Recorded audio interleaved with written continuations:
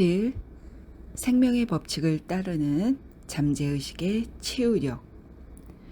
생명의 법칙은 곧 믿음의 법칙이다. 믿음이란 마음속에 있는 생각을 뜻한다. 나에게 해를 끼치거나 상처를 주는 대상을 믿지 마라. 병을 치유하고 영감을 주고 몸과 마음을 튼튼하게 하고 번영하게 하는 잠재의식의 힘을 믿어라. 믿는 대로 이루어진다. 인간 정신 활동의 90%는 잠재의식에서 이루어진다. 놀라운 잠재의식의 힘을 활용하지 못하면 인생을 아주 좁은 방 안에 가두는 셈이다. 잠재의식은 언제나 생명을 향해 건설적인 방향으로 움직인다. 잠재의식은 신체를 만들었고 생명을 유지하는 데 필요한 기능을 유지하며 24시간 쉴 새 없이 잠들지 않고 일한다. 또한 항상 도움을 주려 하고 해로운 것으로부터 우리를 지켜준다. 잠재의식은 무한한 지식과 끝없는 지혜에 맞닿아 있으며 생명을 향해 생각하고 움직인다. 웅대하고 고귀한 삶을 향한 열망과 영감 그리고 비전은 잠재의식에서 솟아난다. 논리적으로 설명할 수 없는 마음속 깊은 곳의 믿음은 현재의식이 아니라 잠재의식에서 나온다. 잠재의식은 직관, 충동, 예감, 위협, 욕구, 아이디어의 형태로 나에게 말을 건다. 언제나 발전하고 초월하고 성장하며 더 높은 곳을 향해 움직이라고 말한다. 타인을 사랑하고 타인의 생명을 지키려는 욕구는 잠재의식의 깊숙한 곳에서부터 솟아난다. 예를 들어 1906년 4월 18일 샌프란시스코에서 대지진과 화재가 발생했을 때 오랫동안 침대에서 누워만 지내던 환자와 몸이 불편한 사람들은 침대에서 일어나 용기와 인내심을 발휘하며 놀라운 위협을 이뤘다. 어떻게든 다른 사람을 구하려는 강렬한 욕구가 내면에서 일어났고 잠재의식이 그 욕구에 응답한 것이다. 잠재의식의 힘을 이해하는 위대한 예술가, 음악가, 시인, 연사와 작가는 잠재의식으로부터 힘과 영감을 얻는다. 영국의 소설가 로버트 루이스 스티븐스는 잠자는 동안 이야기를 전개하라고 잠재의식의 명령을 내린 후에야 잠이 들었다. 은행 계좌에 남아있는 돈이 부족할 때면 시장성 있는 스릴러물을 쓰게 해달라고 잠재의식에 부탁하곤 했다. 스티븐스는 마음속 깊은 곳의 지능이 연속극처럼 이어지는 이야기의 부분을 떼어준다고 말했다. 이 사례는 잠재의식이 현재의식을 통해 고귀하고 현명한 말을 내뱉는다는 것을 보여준다. 비록 현재의식은 잠재의식의 행위에 관해 아무것도 모르지만 말이다. 마크 트웨이는 평생 일을 한 적이 없다고 여러 차례 세상에 털어놓았다. 그의 유머와 걸작들은 잠재의식의 무궁무진한 저수지를 활용한 능력의 결과였다. 뇌의 구조로 이해하는 현재의식과 잠재의식.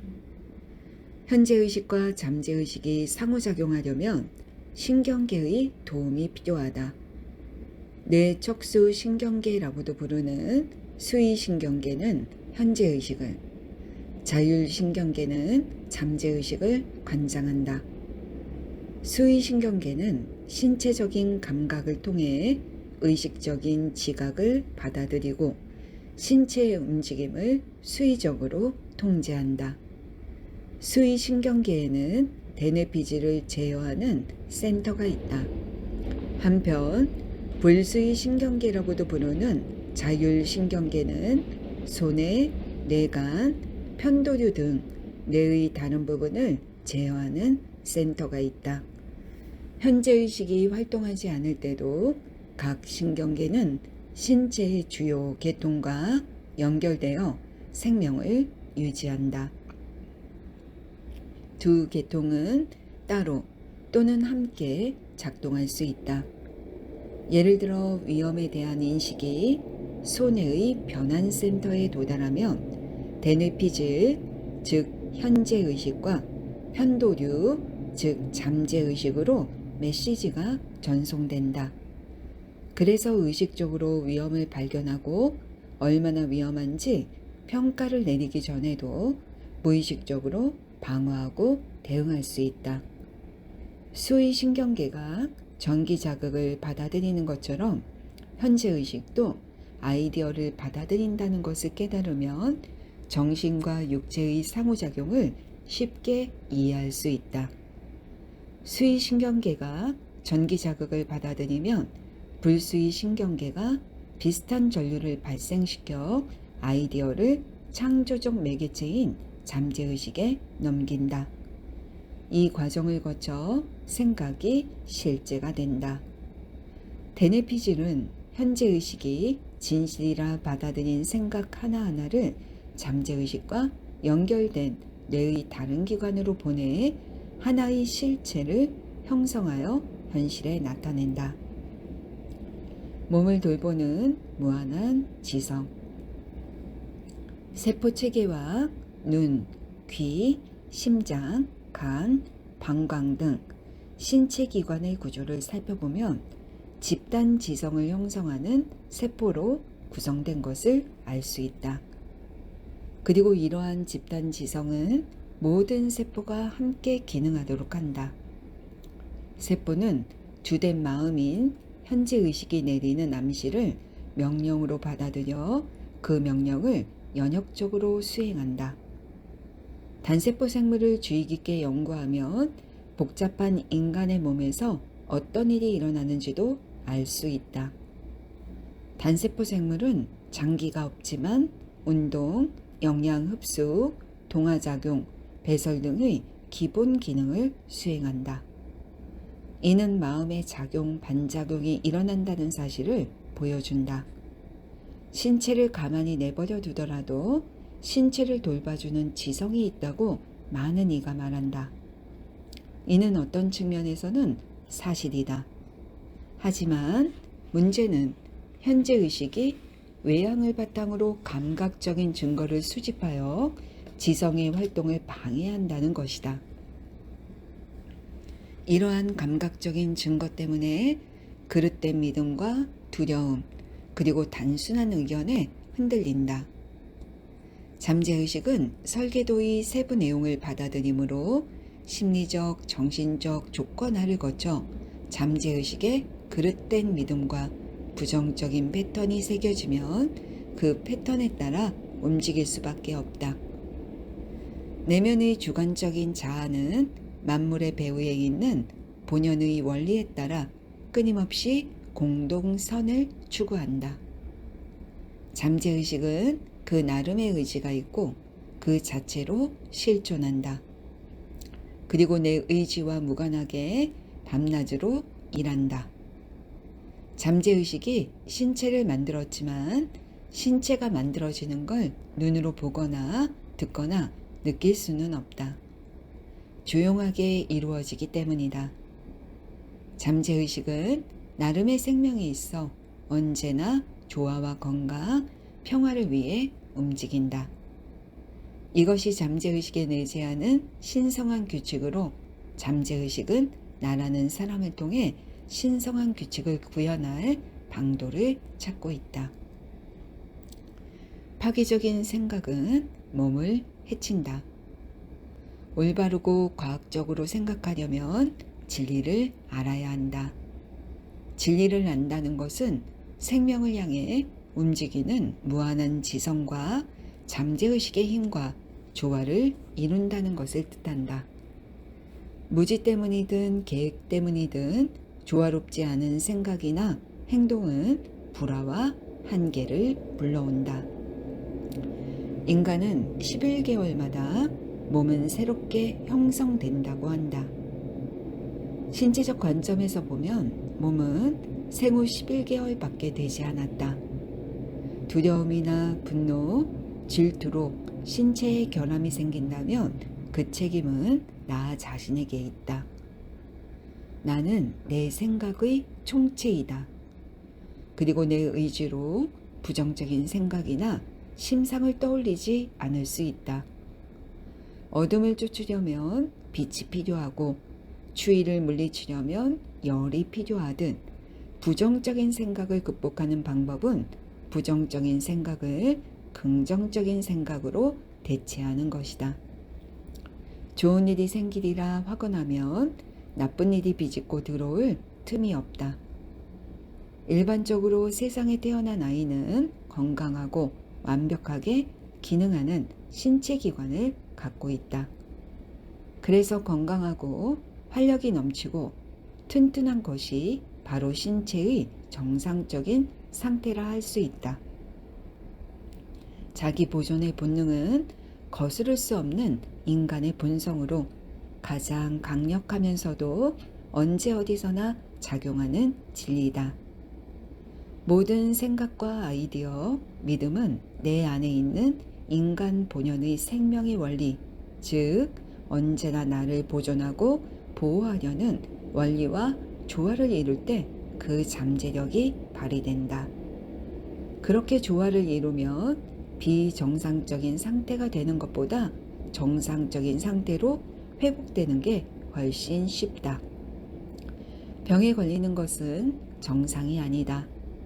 병에 걸린다는 것은 생명의 흐름을 거스르며 부정적인 생각을 한다는 것을 의미한다. 생명의 법칙은 곧 성장의 법칙이다. 모든 자연은 소리 없이 계속 성장함으로써 생명의 법칙을 표현하고 증명한다. 그래서 성장과 표현이 있는 곳에는 반드시 생명이 있다. 생명이 있는 곳에는 조화가 있고 조화가 있는 곳에는 온전한 건강이 있다. 만약 생각이 잠재의식의 창조적인 원리와 조화를 이룬다면 인간 본연의 조화의 원리와 장단이 맞춰지는 것이다. 조화의 원리에 부합하지 않은 생각을 품으면 그러한 생각 때문에 집착하고 괴로워하며 근심한다. 그리고 결국 병에 걸려 죽음에 이를 것이다. 질병을 치료할 때는 잠재의식의 생명력을 온몸에 더 활발히 흐르게 하고 전신 구석구석 퍼지게 해야 한다. 그리고 두려움이나 걱정, 불안, 질투, 증오 등 파괴적인 생각을 없애야 잠재의식의 생명력을 온몸에 넘치게 할 수 있다. 파괴적인 생각은 노폐물을 제거해 생물을 온전하고 순수한 상태로 만드는 신경과 내분비선을 훼손하고 파괴하려는 경향이 있다. 습관적 사고로 건강을 되찾다. 포트병이라고 불리는 척추 결핵은 주로 어린아이가 걸리는 골치 아픈 병이었다. 인디애나주 인디애나폴리스에 사는 프레더릭 엘리어스 앤드루스라는 소년은 척추 결핵으로 두 다리가 뒤틀려 걷지 못했고 손과 무릎으로 기어 다녀야 했다. 의사는 완치가 어렵다고 말했지만 앤드루스는 의사의 진단에 수긍하지 않고 기도를 시작했다. 앤드루스는 자신만의 문장을 만들어 하루에도 몇 차례씩 반복해서 확언했고 자신에게 필요한 자질을 마음에 흡수했다. 나는 아무런 흠 없이 건강합니다. 튼튼하고 강인하며 사랑스럽고 조화로우며 행복합니다. 잠들기 바로 전 그리고 아침에 일어나자마자 기도했다. 본인뿐만 아니라 다른 사람들을 위해서도 확언했다. 확언하며 사랑과 건강에 관한 생각을 다른 사람과 공유했다. 앤드루스의 마음가짐과 확언은 몇 배가 되어 그에게 돌아왔다. 믿음과 인내심은 크게 보답을 받았다. 두려움, 분노, 질투와 선망에 사로잡히려 할 때마다 앤드루스는 바로 확언의 힘을 이용해 부정적인 기운을 바로잡았다. 잠재의식은 습관적인 사고에 응답했다. 이 소녀는 튼튼하고 바르게 잘 자랐다.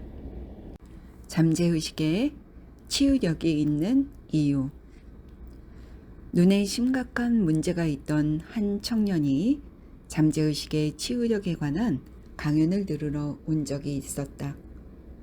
안과 의사는 그의 눈을 아주 까다롭고 위험한 수술이 필요한 상태라고 진단했다. 기도의 과학적인 원리를 배운 후 청년은 자신에게 이렇게 말했다. 잠재의식이 나의 눈을 만들었으니 치유도 할 수 있습니다. 그는 매일 밤 잠들기 전 명상 상태, 즉 가수면의 상태로 들어갔다. 안과 의사에게 주의력을 집중하라고 고정했다. 자기 앞에 있는 의사가 기적이 일어났습니다 라고 말하는 걸 똑똑히 듣는 장면을 상상했다. 그 상상은 너무나 생생해서 정말 듣고 있는 것 같았다. 매일 밤 잠들기 전에 5분 동안 몇 번이고 이 말을 들었다. 3주 후 그는 다시 안과에 가서 검사를 받았다. 의사는 다시 한번 눈을 면밀하게 진찰했고 이건 기적이에요 라고 외쳤다. 무슨 일이 일어난 걸까? 청년은 의사를 수단이자 매개체로 사용했고 눈이 치유되는 아이디어를 잠재의식에 전달해서 각인시켰다. 이러한 절차를 반복했고 믿음과 기대를 품었기 때문에 잠재의식에 눈이 치유되리라는 메시지를 새길 수 있었다. 애초에 청년의 눈을 만든 건 잠재의식이기에 정상적이고 건강한 눈의 구조를 그린 청사진이 잠재의식에 있었고 건강하게 기능하는 패턴 또한 알고 있었다. 눈이 건강한 상태로 회복되리라는 아이디어가 잠재의식에 새겨지자 잠재의식은 곧바로 눈을 치유하기 시작했다. 이는 잠재의식의 치유력을 믿으면 질병이 치유된다는 걸 보여주는 또 다른 사례다. 조셉 머피의 미라클 노트. 잠재의식은 신체를 만들어냈다. 잠재의식은 온종일 작동한다. 부정적인 생각을 하면 생명을 향해 움직이는 잠재의식을 방해하게 한다. 어떤 문제라도 잠들기 전 잠재의식의 스크린에 그 문제를 띄워놓으면 잠재의식이 응답해 줄 것이다. 무슨 생각을 하는지 주시하라. 현재의식을 관장하는 데뇌피즐은 현재의식이 진실이라고 받아들인 모든 생각을 잠재의식을 관장하는 뇌의 부속기관으로 보내고 결국 그 생각은 외부 세계의 현실로 구현된다. 잠재의식에 새로운 청사진을 그려 새로운 나로 거듭날 수 있다. 잠재의식은 언제나 생명을 향해 움직인다. 그러므로 현재의식에만 집중하면 된다. 진실이라고 믿는 전체를 잠재의식에 채워라. 내 잠재의식은 마음의 습관적인 패턴을 재현한다. 몸은 11개월마다 다시 태어난다. 생각을 바꾸고 바꾼 생각을 유지함으로써 몸을 변화시켜 보자. 아픈 건 비정상적인 상태다. 인간의 내면은 조화의 원리를 추구하려는 본연의 성질이 있기에 건강한 게 정상적인 상태다. 질투, 두려움, 걱정, 불안은 신경과 내분비선을 손상하고 파괴하여 온갖 정신적, 육체적 질병을 유발한다.